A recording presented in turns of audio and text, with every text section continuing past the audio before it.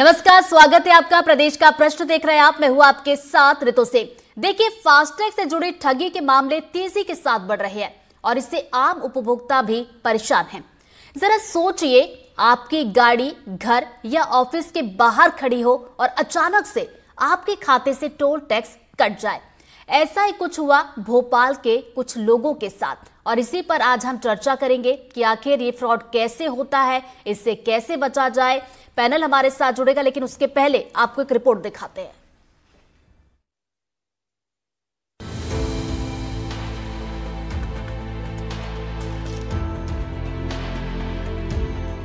ठगी के कई मामले आपने सुने होंगे, लेकिन अब ठगों ने फास्टैग को निशाना बनाकर ठगी का नया तरीका इजाद कर लिया है। ये ठगी इतने शातिर तरीके से की जा रही है कि ना तो पुलिस को समझ आ रहा है और न ही सिस्टम में कोई रोकथाम के उपाय हैं।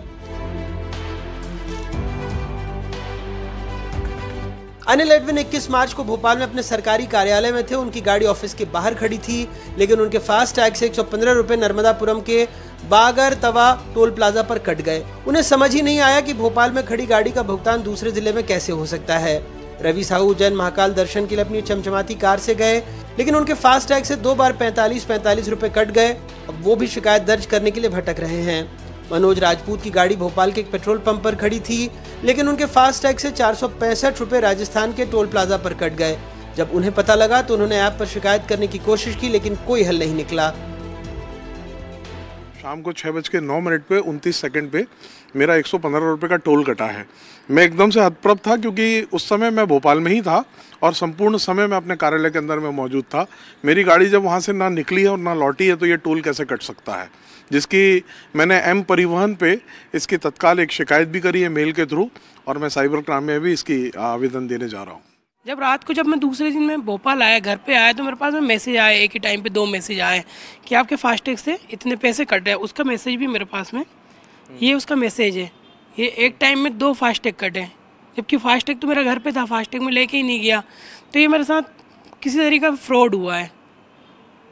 अब मुझे ये समझ में नहीं आया कि ये क्या, अगर मेरे साथ ऐसा हो रहा है तो और भी लोगों के साथ ऐसा होता होगा। फास्टैग मेरा पिछले महीने राजस्थान में कटा था, मेरी टोल पे गाड़ी जाने से पहले ही।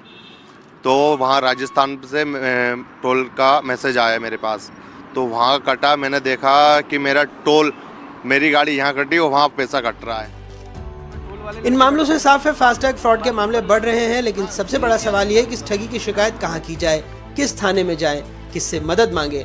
भोपाल पुलिस भी इस नई तरह की ठगी से अनजान है। पुलिस कमिश्नर कार्यालय में साइबर ठगी से जुड़ी जानकारियां दी गई हैं, लेकिन फास्टैग ठगी का कोई जिक्र नहीं है। साइबर क्राइम के साथ सबसे बड़ी चुनौती है कि इसमें उन व्यक्तियों की संख्या जो कि आरोपी हैं, उनकी संख्या बड़ी तेजी से बढ़ रही है, पीड़ितों की संख्या तेजी से बढ़ रही है और साथ ही साथ नए तरीके के अपराधों की संख्या बढ़ रही है।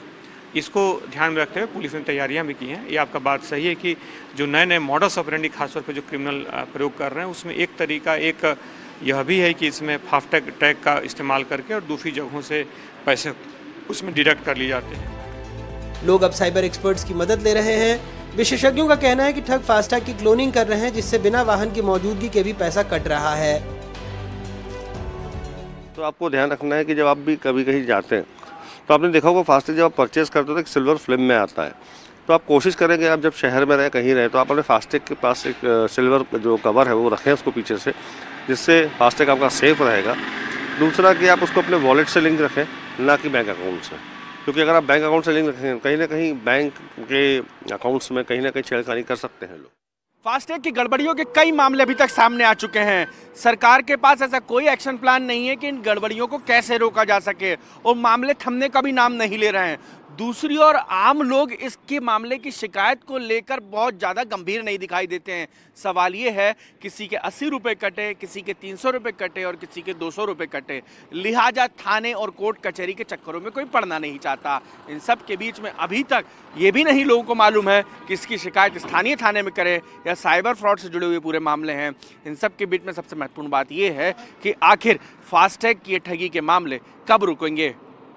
भोपाल से कैमरा पर्सन अभिषेक सिंह के साथ अजय शर्मा, एनडीटीवी। तो चलिए, रिपोर्ट तो आपने हमारी देख ली, अब इसी पर हम चर्चा करेंगे। हमारे साथ मेहमान जुड़ चुके हैं। शोभित चतुर्वेदी जी हमारे साथ जुड़ गए, जो कि साइबर एक्सपर्ट है। अनिल एडविन जी जुड़ गए, जो कि फ्रॉड के शिकार हुए हैं। इसके अलावा अली अब्बास नकवी जी हमारे साथ जुड़ गए, ये भी फ्रॉड के शिकार हुए हैं। इसके अलावा अजय शर्मा हमारे संवाददाता भी हमारे साथ जुड़ गया। बिना देर के चलिए हम चर्चा की शुरुआत करते हैं। सबसे पहले मैं अनिल जी के पास जाना चाहूंगी, क्योंकि जो भी दर्शक इस वक्त देख रहे हैं वो इस तरह की ठगी का शिकार ना हो, तो ये जान ले कि किस तरीके से ये ठगी होती है। अनिल जी, जरा अपना केस बताइए कि आपके साथ ये फ्रॉड कैसे हुआ। 21 मार्च को मैं अपने ऑफिस में था और 6:09 के आसपास मेरे पास एक मैसेज आया। मेरा नर्मदापुरम जो जिला है उसमें नर्मदा नदी के पहले एक बगवाड़ा टोल पड़ता है अब्दुल्लागंज से नर्मदापुरम जाते वक्त, और वहाँ पर 115 रुपये का मेरा टोल कटा है। और मैं बड़ा परेशानी में हो गया। मैंने कहा 115 रुपये, मैं मेरे ऑफिस में बैठा हुआ हूँ और ये कैसे कट सकता है। लेकिन जब देखा मैंने, मेरा बैलेंस भी कम हो गया और मैं बड़ा परेशान था, और मैंने इमीडिएट उसका फास्टैग का जो ऐप है उसके ऊपर जाकर देखा, तो जो टोल फ्री नंबर दिया हुआ है उस पर तो आप क्यू में लगे रहेंगे, आपकी कोई सुनवाई नहीं है।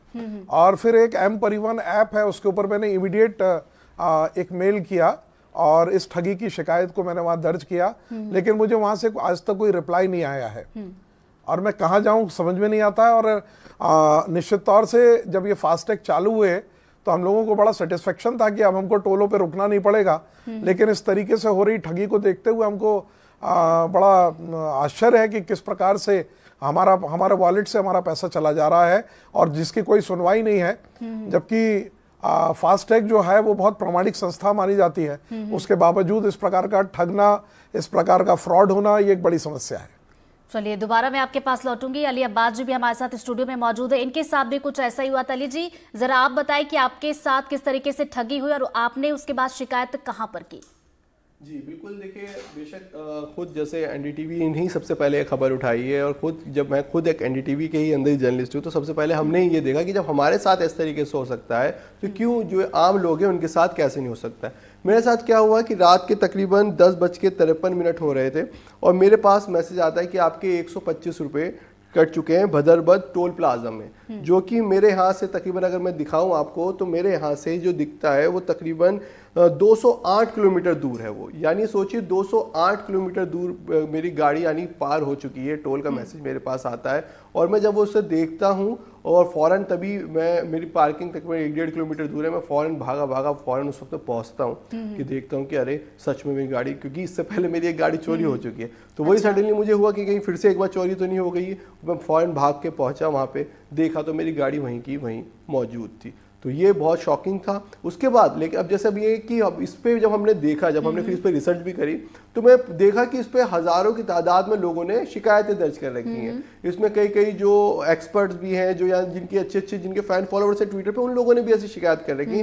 तो अब ये है कि आखिर ये मिले तो मिले पैसा कैसे। तो हमने इस पर जब देखा तो आपको हम बता दें अपने दर्शकों को भी, अगर आपके साथ ये सारी कोई भी चीज़ ऐसा मैसेज आता है तो सबसे पहले जो आपकी कस्टमर केयर है उस पर आप कॉल करें। आपको बता दें कस्टमर केयर पे भी कॉल करने पे ये नहीं कि आपको डायरेक्टली लग जाता है। तकरीबन मैंने भी खुद तकरीबन 22 से 24 मिनट तक इंतजार किया कस्टमर केयर की वेटिंग का।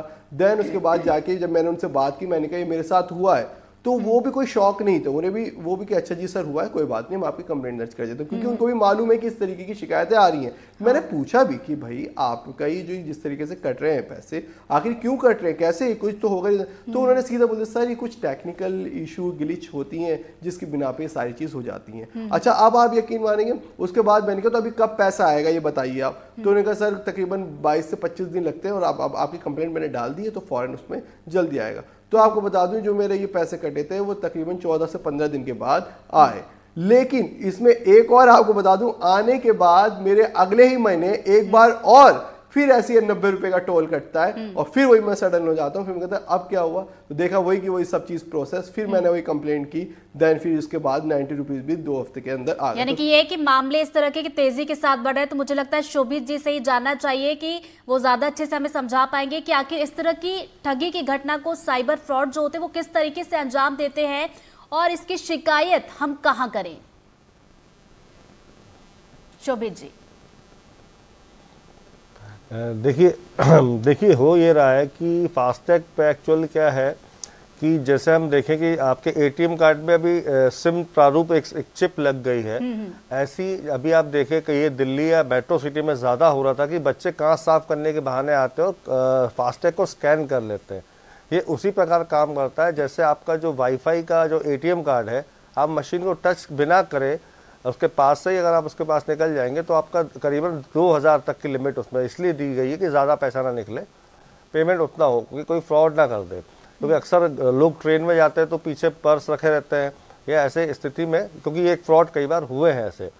तो सेम यही चीज़ हो रही है फास्टैग में कि फास्टैग को कहीं ना कहीं क्लोन करके और उसके साथ ये चीज़ें चल रही है कि वो आप रहते यहाँ पर है, गाड़ी का आपका जो फास्टैग है वो आपका पैसा किसी और टोल से कट जाता है। बीच में हमारी चर्चा हुई थी क्योंकि मेरा खुद का 2 बार टोल कटा है। हालांकि मैं एक दिन पहले ही इंदौर से भोपाल आया था तो देवास जो टोल पड़ता है वहाँ मेरा पैसा कटा, तो मैंने तुरंत कंप्लेन करी थी उसकी इसके टोल फ्री नंबर पे 1033 पे मेरी बात हुई तो उन्होंने कहा हो सकता था कोई ग्लिच आया। मैंने कहा ग्लिच मेरी गाड़ी अगर निकल चुकी है उस समय क्यों नहीं आया, उसके एक दिन बाद क्यों आया। अगर आपके पास कोई डेटा ऐसा फीड है या कोई ऐसी चीज़ें हैं कि आपके जो स्कैनर होते हैं उससे अगर स्कैन होता है उसके बाद ही अगर फास्टैग स्कैन नहीं होगा तो पैसा नहीं कटेगा।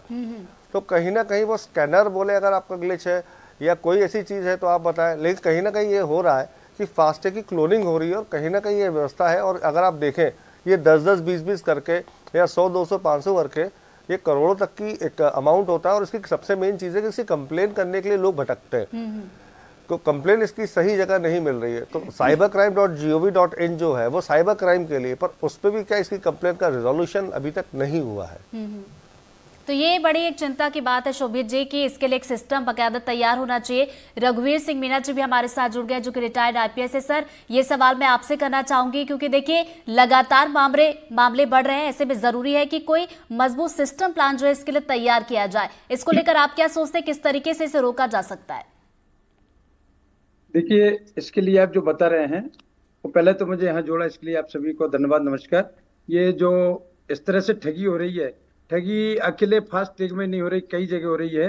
जो अभी बता रहे थे कि बड़ी बड़ी ठगी में भी बहुत ज्यादा सफलता नहीं मिलती है, तो इसलिए इसमें पूरा सिस्टम को डेवलप करना पड़ेगा। पुलिस डिपार्टमेंट की जिम्मेदारी है और ये इनकी दोनों की मिलके है, आपके फास्टैग वालों की, टोल बूथ वालों की, और दोनों की मिलके इसके लिए टेक्निकल सिस्टम डेवलप करने पड़ेंगे। इस तरह लोगों के साथ, नहीं तो जब भी वो फास्टैग स्कैन हो जाएगा तो न जाने कब तक उसके खाते से कटता रहेगा।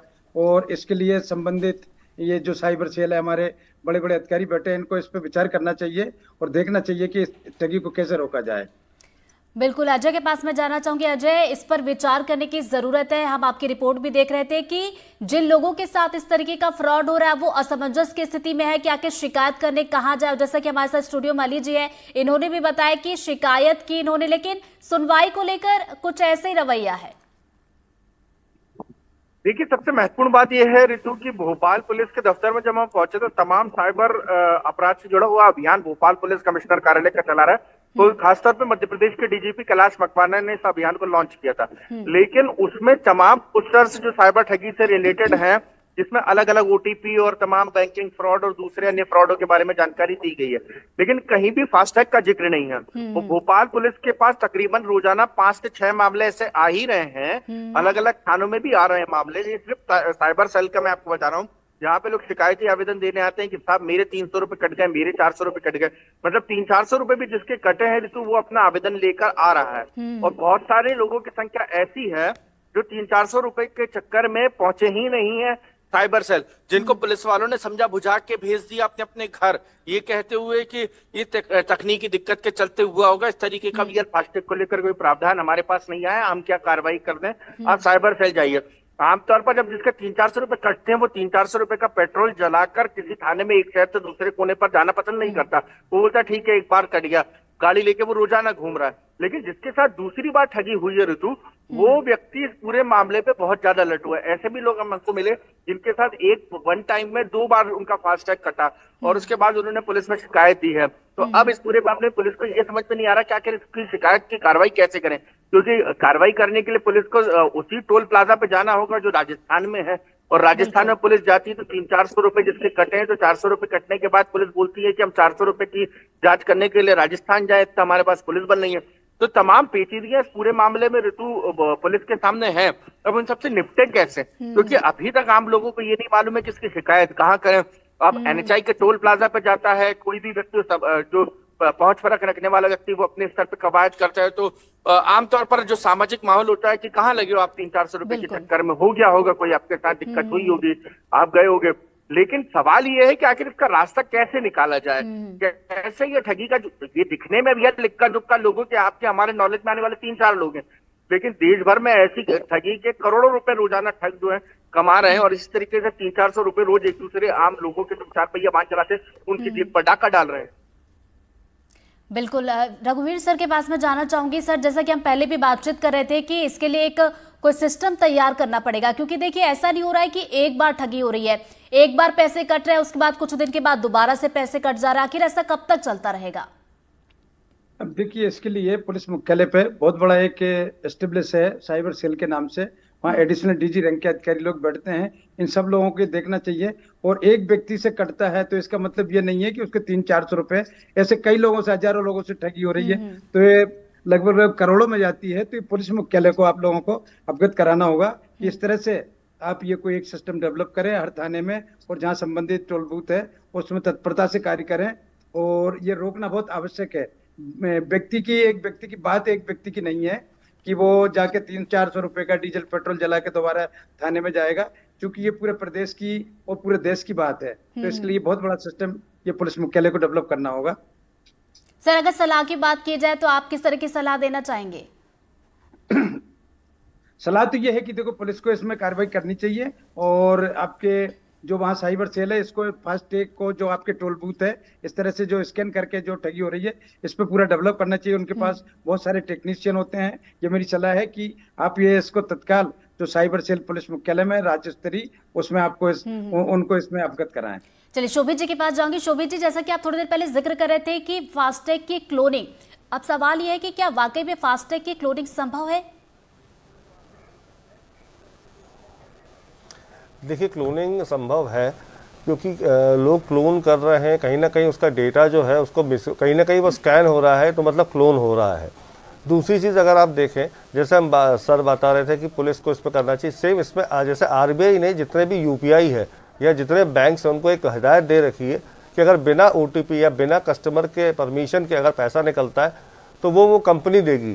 तो NHI को भी यही करना चाहिए फास्टैग के लिए कि अगर फास्टैग से बिना परमिशन, मतलब हमारी बिना परमिशन हमारी गाड़ी वहाँ पहुँची नहीं, और अगर उसके बिना वो निकली, पैसा निकला हमारा, तो ये फास्टैग को रिटर्न करना चाहिए जल्द से जल्द, क्योंकि हो ये रहा कि पैसा ये 20 से 22 दिन में लौटता है, लोग कंप्लेन करते हैं या परेशान होते हैं। तो मेन चीज़ ये है कि जो आप अपनी ऐप यूज़ करते हैं उसको बैंक अकाउंट से लिंक ना रखें, क्योंकि कहीं ना कहीं ये खतरनाक हो सकता है कि आप अपने बैंक से उसको लिंक कर रहे हैं। उसके लिए आप अपनी जो ऐप्स आती हैं, जैसे मैंने एयरटेल का एक ऐप ले रखा था, उसमें वो फास्टैग ले रखा था, तो उसमें ये है कि मैं 200, 300, 500 रुपए डालता हूँ जब कहीं जाना होता है, क्योंकि मुझे मालूम है कि ये चीज़ें कहीं ना कहीं होंगी, तो वो मुझे मालूम है कि 10, 20, 50 रुपए का नुकसान हो सकता है। लेकिन अगर वो बैंक खाते से अगर लिंक है तो कहीं ना कहीं आपका वो हो सकता है लगातार 2-4 जगह या 8 जगह अगर कटता है फास्टैग। और राजस्थान का जो फास्टैग है, ये हमारे NHI जो नेशनल हाईवे है दिल्ली तरफ के, ये जो हाईवे इनके इसके जो टोल है उसकी कीमत ज़्यादा होती है, तो अगर वो महंगे टोल्स कटते हैं तो कहीं ना कहीं आपका एक बड़ा भारी नुकसान हो सकता है इस चीज़ पे। चलिए, अली जी के पास जाऊंगी। अली जी, जैसा कि आप बता रहे थे कि आपके साथ 2 बार ऐसा फ्रॉड हुआ, दोनों ही केस की अगर बात की जाए तो दोनों बार आपको पैसे वापस मिले शिकायत करने के बाद? जी बिल्कुल रितु जी, दोनों बार क्योंकि जब मैंने शिकायत की तो उसके बाद दोनों बार ही मुझे इसके पैसे वापस मिले। लेकिन इसमें मैं जो जिस तरीके से अभी हमारे साइबर एक्सपर्ट साहब भी बता रहे थे शोभित जी, उसमें बस मैं एक चीज़ ये बताना चाहता हूँ कि हर जो भी फास्टैग होता है वो ऑलरेडी हर किसी के बैंक से ज़रूर ही कनेक्ट होता है। लेकिन इसमें मैं कहना चाहूँगा कि बैंक से तो कनेक्ट के साथ साथ एक उसमें एक ऑप्शन होता है ऑटोमेटिक पेमेंट, क्योंकि जहाँ पे भी जैसे लो अमाउंट होता है हमारा तो वो ऑटोमेटिक बैंक से पैसे कट जाते हैं। तो उसमें ये जो जितने भी मैंने केसों की स्टडी की है, जितने भी लोगों के हुए हैं, उसमें 2 चीज़ बड़ी कॉमन निकली है। पहली चीज ये कॉमन निकली है कि उनके अंदर जो भी जिसने अपने ऑटोमेटिक पेमेंट लगा रखी थी, जैसे मान लीजिए हम गए, हमें मालूम है हमारा लो हो जाएगा अकाउंट, तो उन्होंने एक लिमिट दे दी कि जैसी 150 से नीचे हमारा अमाउंट आए अपने आप बैंक से 500 रुपए हमारे फास्टैग में आ जाए। तो जहां जहां पे ये था वहां उनके सबसे ज्यादा केसेस ये हुए हैं, जिसमें से मेरे भी थे कि मैंने ऑटोमेटिक पेमेंट उसमें कनेक्ट कर रखी थी। और दूसरी चीज इसमें सबसे ज्यादा जो देखने वाली मिल रही है वो ये है कि ये हमें याद रखना पड़ेगा कि जो फ्रॉड हो रहा है, कि जैसे अभी हम बहुत सारे फ्रॉड जिस तरीके से आज हमें देखने को मिल रहे हैं, कोई लिंक आपके पास डाल रहा है और उस पर डालने के बाद वो आपका फिर फोन हैक करके कर सकता है। ये जो भी पैसा कट रहा है वो कहीं और नहीं जा रहा है, सीधा फास्टैग यानी उन्हीं कंपनी के पास जा रहा है। यानी कोई जो भी आपके पैसे भी कभी मैसेज आ रहा है तो वो दिखा रहा है कि इस टोल से कटे। तो आपने कई बार भी देखा होगा, कभी कभी हम जब गाड़ी लेके भी अपनी जाते हैं तो गाड़ी में कभी कभी हमारा वो स्कैन ही नहीं करता है, कभी आगे पीछे भी करनी पड़ जाती है लेकिन स्कैन नहीं करता। तो वो क्या करते हैं, वो अपने मैनुअली डालते हैं। तो मैनुअली जैसे डालते हैं कि हाँ ये गाड़ी का नंबर है, देन वो कट जाते हैं पैसे तो चले जाते हैं। तो आप सोचिए ये कितनी सेम टू सेम चीज ये आ रही है कि अगर मेरी गाड़ी जब यहीं खड़ी हुई है, मेरा फास्टैग यहीं पे खड़ा हो, यहाँ से जब मैं 200 किलोमीटर दूर एक सडनली मेरे पास इस फास्टैग जो टोल प्लाजा का आ रहा है मैसेज कि आपके बल्लभगढ़ की साइड से पैसे कट गए हैं, तो साफ तौर पर नजर आ रहा है या तो सीधे किसी ने मैनुअली डाला है। तो इसमें जो सोचने वाली बात यह भी है कि कई कई गाड़ियों के नंबर्स नहीं होते हैं, या कोई नंबर प्लेट भी ऐसी लगा लेते हैं जिसकी वजह से वो नंबर प्लेट्स में अपने नंबर भी डाल देते हैं और वो मैनुअली की वजह से भी पैसे कट जाते हैं, जो कि पुलिस भी और जिस तरीके साइबर एक्सपर्ट भी इस पे भी एक जोर दे रहे हैं कि ये भी एक कारण हो सकता है जिसकी वजह से लोगों के पैसे कटते हैं। जी चलिए अनिल जी से भी बात कर लेते हैं। अनिल जी, जैसे कि आपके साथ भी ये फ्रॉड हुआ था, क्या आपके साथ भी ऐसे ही हुआ कि एक से ज्यादा बार ये फ्रॉड हुआ, और अगर ऐसा हुआ तो क्या था? जैसे कि अली जी ने बताया कि पहले उनके पास फ्रॉड का मैसेज आता है कितने रुपए कट गए, फिर 1 महीने के बाद दोबारा से भी आ जाता है। नहीं, मेरे साथ तो एक ही बार हुआ, लेकिन इसके पहले मेरा एक्सपीरियंस जो है, हेलो, हाँ जी, मेरे साथ तो पहली बार ऐसा हुआ है, लेकिन इसके पहले के मेरे एक्सपीरियंस इतने खराब रहे हैं। जैसे अभी हमारे एक मित्र बता रहे थे कि कभी कभी वो मैनुअली उसको क्लोन करते हैं। मेरे सामने की गाड़ी जो है वो निकल जाती है और डिस्प्ले मेरी गाड़ी का नंबर होता है, और जब मैं टोल पे वापस पहुंचता हूं तो बैरियर वापस गिर जाता है। अच्छा, टोल के ऊपर में काम करने वाले कर्मचारी नहीं है, वो शुद्ध रूप से गुंडे हैं और आप उनसे विवाद नहीं कर सकते। अगर आप अपने परिवार के साथ में हो या आप अपने किसी जरूरी काम से जा रहे हो तो आपको किसी तरह वहां से बच के निकलना पड़ता है। और आज की डेट में मैं समझता हूं कि परिवहन विभाग इतने दावे करता है और ये फास्टैग को लेकर आया है, और परिवहन मंत्री जो हैं भारत सरकार के, वो दावा करते हैं कि बहुत ईमानदारी के साथ सारे काम चल रहे हैं, तो क्यों नहीं वो इस फ्रॉड के ऊपर में इन सब चीज़ों के ऊपर में भी अंकुश लगाएं। और ये जो जितने भी कॉन्ट्रैक्टर हैं जो टोल के ऊपर में बैठे हुए हैं, और उनको किसी भी प्रकार की कोई नसीहत दी जानी चाहिए। मुझ जैसे ऐसे बहुत से लोग होंगे जिनके लाखों करोड़ों रुपए बर्बाद हो रहे होंगे और बार बार जाके ये पैसा कटता है इनका।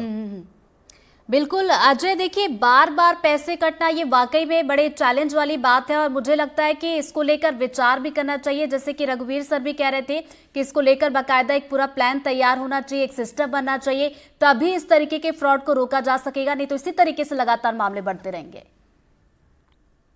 देखिए, तो समस्या यही है कि रघुवीर जी खुद एक रिटायर्ड आईपीएस हैं और मध्य प्रदेश के कई इलाकों में वो रहे और पीएचक्यू में उनके काफी आना जाना रहा है। लेकिन इन सब के बीच में सबसे महत्वपूर्ण बात यह है कि आखिर प्लान तैयार कौन करेगा।